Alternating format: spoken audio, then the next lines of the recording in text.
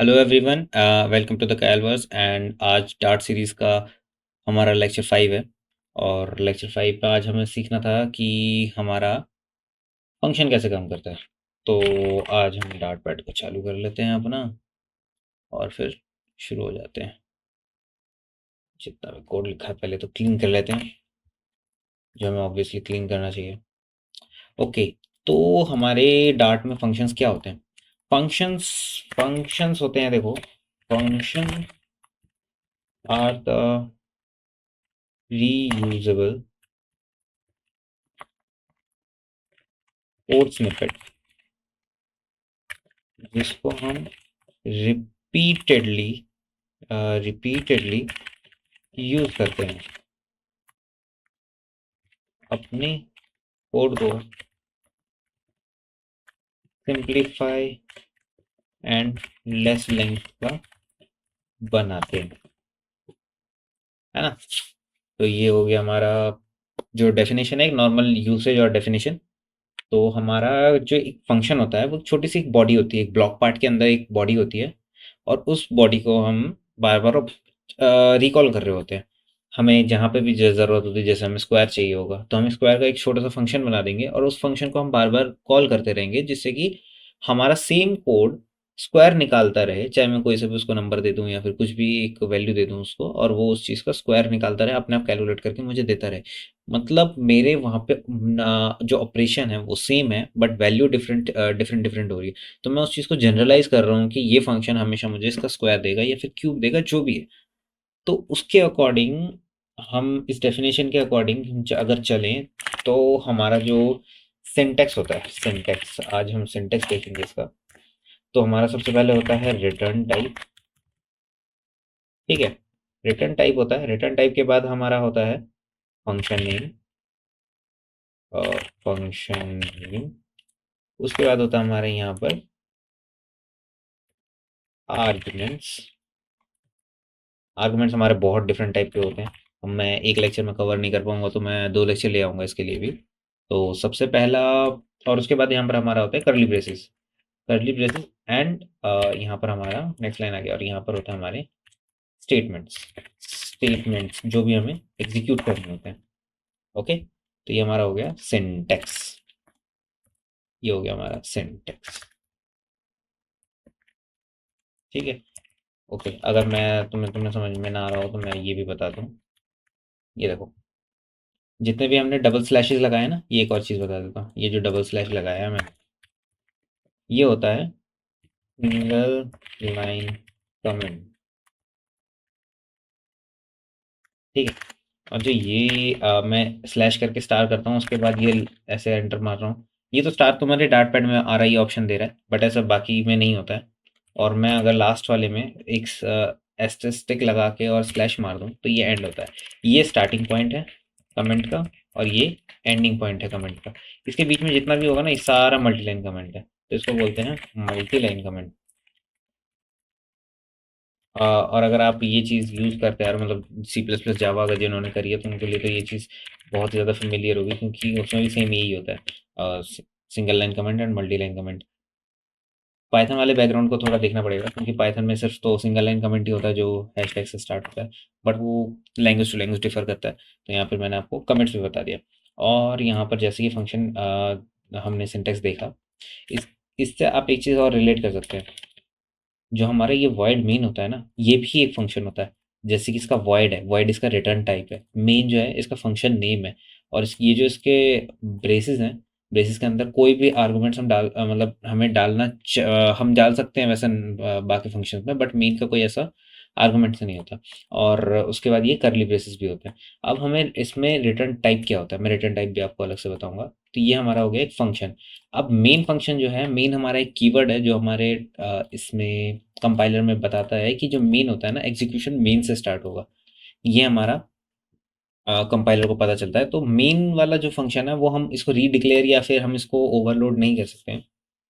तो main main function को आपको हमेशा स्किप करना पड़ेगा। मेन एक कीवर्ड है जो कि इसमें फंक्शन के लिए, फंक्शन नेमिंग के लिए हमने फिक्स कर रखा है। तो आप इस चीज़ को यूज़ नहीं कर सकते। बाकी आप दूसरे किसी भी फंक्शन को यूज़ कर सकते हैं।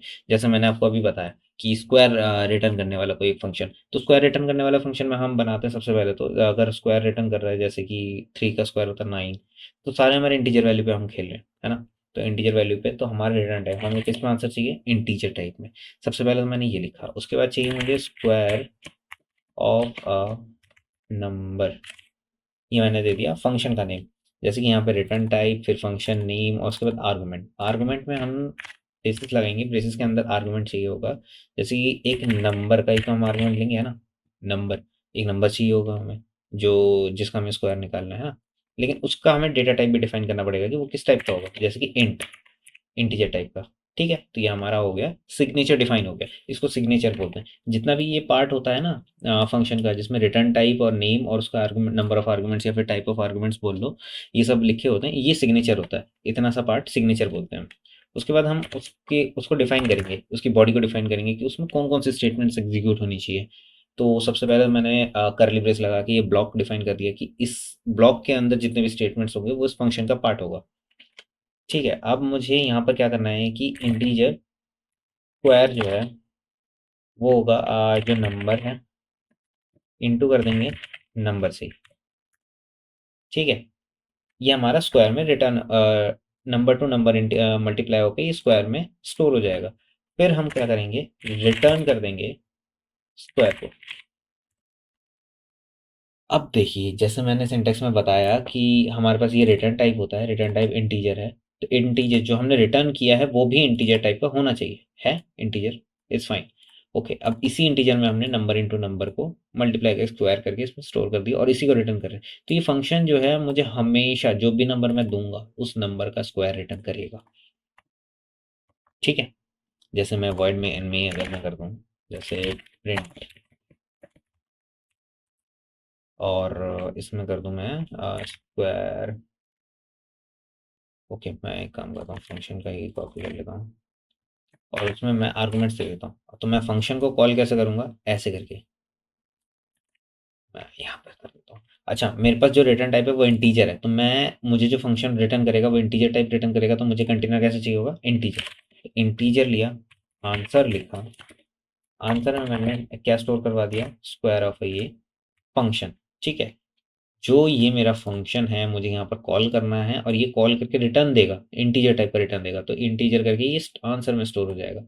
यहाँ से ये रिटर्न करेगा लेफ्ट साइड को, लेफ्ट साइड को रिटर्न करते ही जिस वेरिएबल का नाम होगा उस वेरिएबल में इक्वल्स टू ऑपरेटर की वजह से वहाँ पर आंसर में स्टोर हो जाएगा। ठीक है, अब मुझे यहाँ पर रेड लाइन आएगी क्योंकि मैंने यहाँ पर एक आर्गुमेंट बोला है चाहिए, तो इसको कंपल्सरीली चाहिए होगा एक आर्गुमेंट।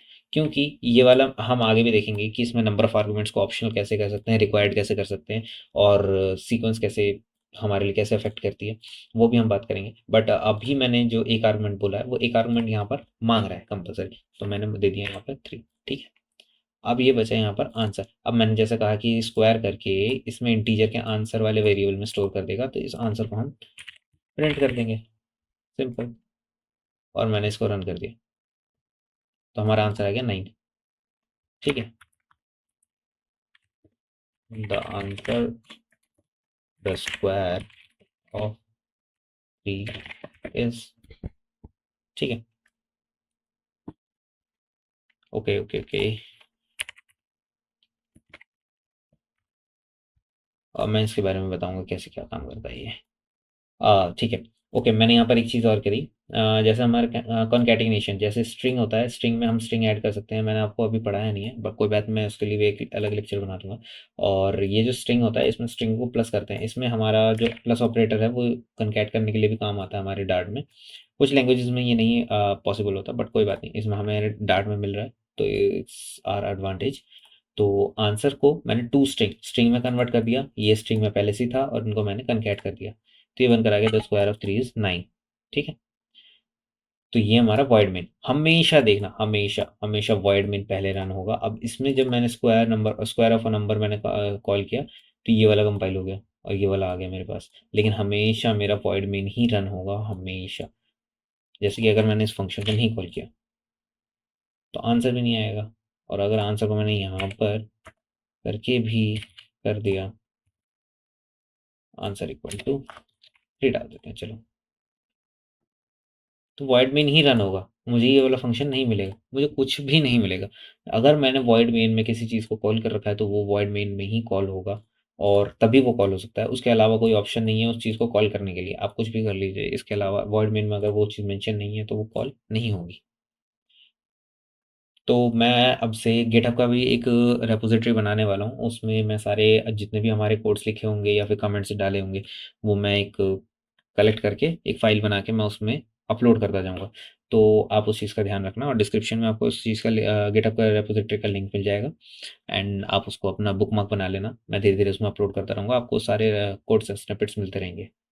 और आज के लिए इतना ही। Thank you.